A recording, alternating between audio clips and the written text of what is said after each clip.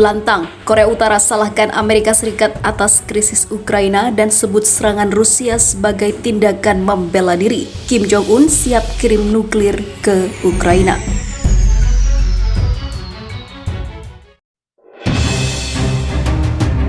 Hurrah!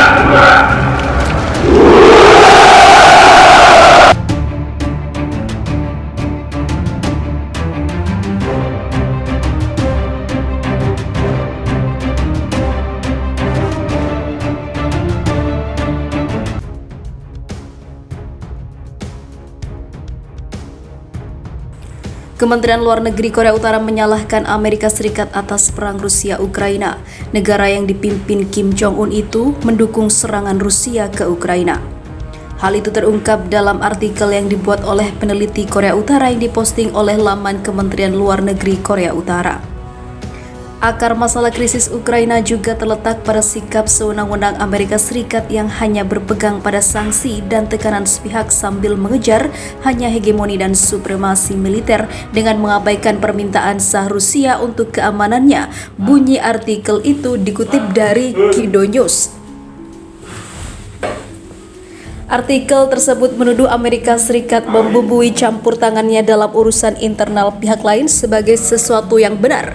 Amerika Serikat juga disebut mencela tanpa alasan yang baik tindakan-tindakan membela diri yang diambil oleh negara-negara lain dan menyebutnya sebagai ketidakadilan dan provokasi. Ini hanya organisasi gaya Amerika Serikat dan standar gandanya, tambah catatan pada artikel tersebut. Mengutip media dan pakar internasional, peneliti itu mengklaim bahwa faktor penyebab krisis adalah ketidakseimbangan kekuatan di Eropa itu sendiri.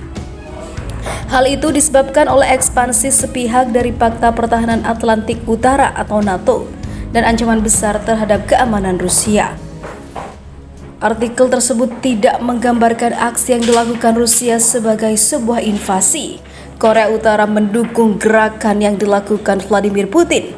Bahkan ada desas-desus jika Korea Utara siap menerbangkan nuklirnya untuk membantu Rusia memerangi tetangganya itu, Ukraina.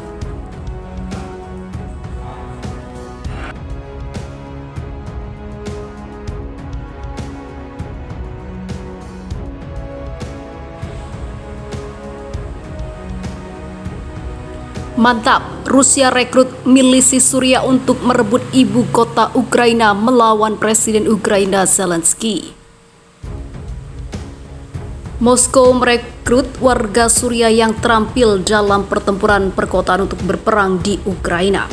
Dalam laporan The Wall Street Journal seperti dikutip The Daily Beast pada Senin 7 Maret 2022, 4 pejabat Amerika menyebut bahwa beberapa pejuang Suriah itu telah tiba di Rusia. Moskow berharap keahlian mereka dapat membantu Rusia merebut ibu kota Ukraina.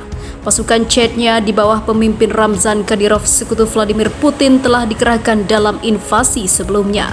Sementara pejuang asing juga mengalir ke negara itu untuk berperang di pihak lawan. Langkah itu menunjukkan potensi eskalasi pertempuran di Ukraina makin besar, kata para ahli.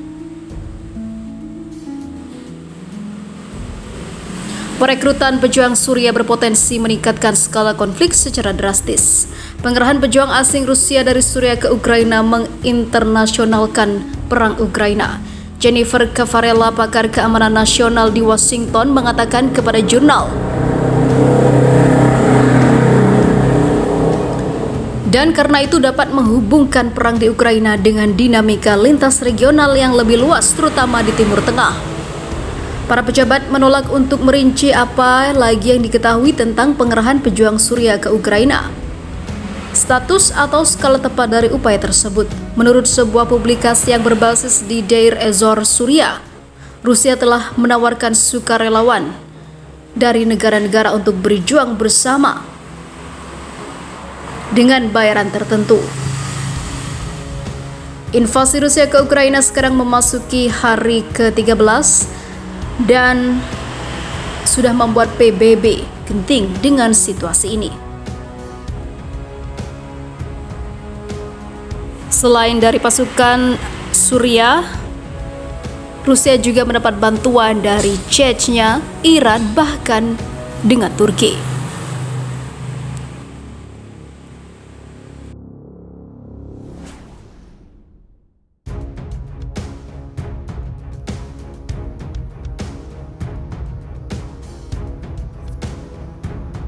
Presiden Ukraina Zelensky Yahudi mengapa Israel ogah menolong.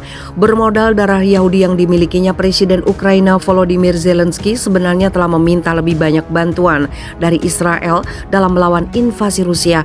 Namun sejauh ini Tel Aviv menolak permintaan Kiev. Duta Besar Ukraina untuk Israel Yevgen Kornichuk mengungkap ekspektasi Zelensky untuk bantuan Tel Aviv karena dia berdarah Yahudi. Sebagai duta besar negara dengan Presiden Yahudi, saya dapat mengatakan Zelensky memiliki harapan yang lebih tinggi dari Israel daripada yang dapat diberikan Israel, katanya baru-baru ini. Kornichuk juga berspekulasi bahwa Perdana Menteri Israel Naftali Bennett berada dalam situasi sulit untuk menyeimbangkan hubungan Israel dengan Ukraina dan Rusia karena Zelensky adalah orang Yahudi. Dia juga menunjukkan bahwa banyak orang Ukraina memenuhi syarat untuk berimigrasi ke Israel di bawah Law of Return. 180.000 orang menurut perkiraan Israel. Kepemimpinan kami percaya bahwa Israel adalah satu-satunya negara demokratis yang memiliki hubungan baik dengan kedua pemimpin itu, kata Kornichuk merujuk pada Zelensky dan Presiden Rusia Vladimir Putin. Zelensky sebenarnya meminta Israel untuk mengambil peran mediator beberapa kali selama setahun terakhir, termasuk selama panggilan telepon terbarunya dengan Bennett. Kornichuk mengatakan pesan Zelensky kepada Israel, "Terima kasih, kami menghargai semua upaya Anda, tetapi kami membutuhkan lebih banyak. Keputusan dibuat lebih lambat dari yang kami butuhkan, tetapi kami senang dengan langkah kemarin dan kami berharap dukungan yang lebih besar," katanya. Meski demikian, Israel telah mengirimkan sekitar 100 ton bantuan kemanusiaan termasuk obat-obatan, kantong tidur, peralatan pemurnian air dan barang-barang lainnya. Ukraina meminta Israel untuk mengirim tim para medis, tetapi pemerintah menolak permintaan tersebut. Ukraina juga meminta senjata pertahanan dan alat pelindung, tetapi Israel menolak permintaan itu. Kornichuk mengulangi permintaan negaranya dalam pertemuan di kantor Perdana Menteri pada Senin pekan lalu. Ketika Israel menginginkan bantuan kami ada untuk mereka, kata Kornichuk merujuk pada PBB, permintaan konsuler dan hal lain. Sementara itu, PM Bennett mengatakan pada hari Minggu bahwa Israel akan terus berusaha menengahi antara Rusia dan Ukraina, bahkan jika keberhasilan tampaknya tidak mungkin. Dia menyampaikan hal itu setelah kembali dari pembicaraan mendadak dengan Presiden Rusia Vladimir Putin. Kantor Bennett mengatakan Perdana Menteri telah berbicara 3 kali selama akhir pekan dengan Presiden Ukraina Volodymyr Zelensky.